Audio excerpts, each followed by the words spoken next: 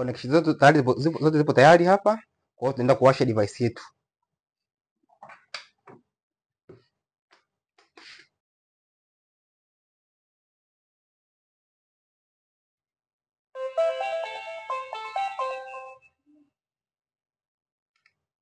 Kisha tutaenda kumregister user.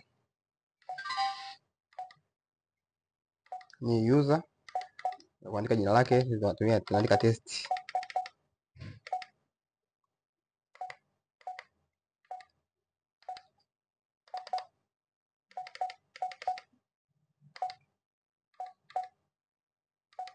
Kisha tunasajili kidole.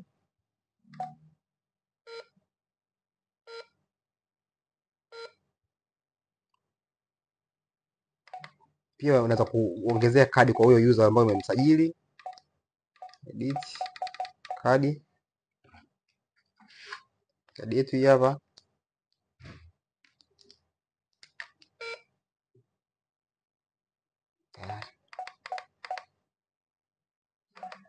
Tunajaribu hapa, magnet kidogo kimefunga. Tunajaribu kupunch kidole. Thank you. Kwa sawa. Thank you.